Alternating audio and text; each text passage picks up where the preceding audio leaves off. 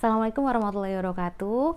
Masih membahas tentang unboxing buku ya. Jadi kalau teman-teman ingat mungkin pada saat pembuatan karya tulis ilmiah, kemudian pembuatan makalah, sering banget namanya menuliskan Edna K. Huffman. Teman-teman pernah lihat nggak sih bukunya seperti apa?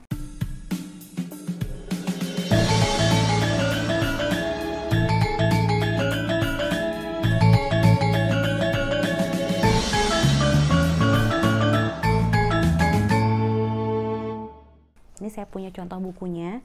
Ini adalah buku dari Edna K. Huffman, RRA. Ini tahun 1994 yang dicetak di Precision Record Company, Berwyn, Illinois. Jadi di sini ini adalah buku referensi utama dan pertama tentang pengelolaan rekam medis secara manual ya, walaupun ada beberapa buku lain yang sebetulnya teman-teman bisa masukkan sebagai referensi dalam daftar pustaka di karya tulis ilmiah kalian. Nah, ini buku Edna K. Huffman ini adalah buku, tadi saya bilang ini adalah rujukan utama ya yang digunakan di seluruh dunia tentang pengelolaan rekam medis secara manual. Isi buku ini apa saja? Tentunya karena dia adalah rujukan utama dan pertama, di sini tuh include segala-gala ibaratnya. Saya coba bacakan ya kontennya atau daftar isi dari buku ini. Oke. Judulnya adalah Health Information Management.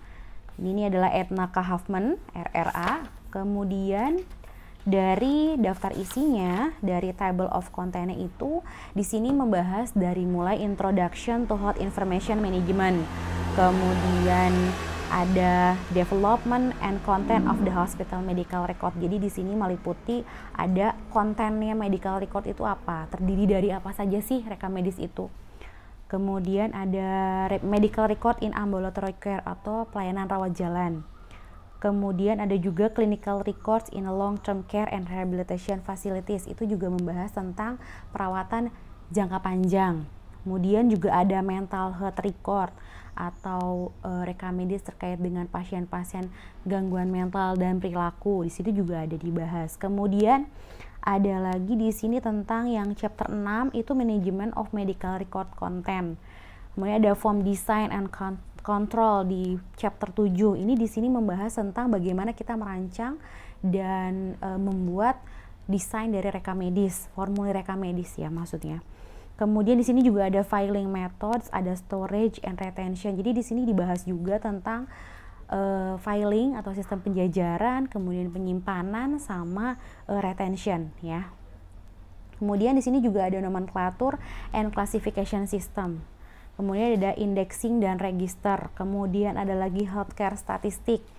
Kemudian ada health information in the reimbursement, jadi membahas tentang proses klaim di pelayanan kesehatan.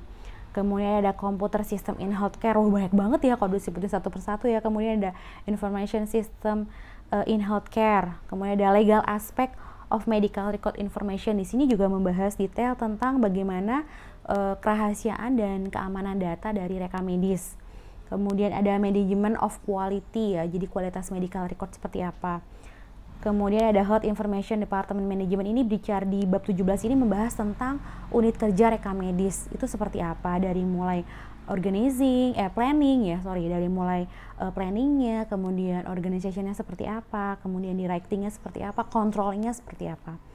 Kemudian ada yang ke-18 adalah Management of Health Information Department Personnel.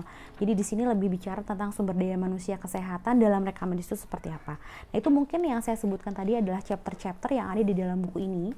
Jadi kenapa buku ini selalu dijadikan sebagai rujukan pertama dan utama, karena memang di sini pembahasnya jauh lebih dasar dan merupakan buku referensi lanjutan yang bisa digunakan teman-teman ketika proses entah itu dalam karya tulis ilmiah yang tadi sudah saya sebutkan maupun teman-teman yang sedang melakukan pengembangan dalam ilmu rekam medis dan informasi kesehatan. Mungkin itu sedikit video dari saya kali ini. Nanti tonton lagi video yang lainnya ya. Assalamualaikum warahmatullahi wabarakatuh.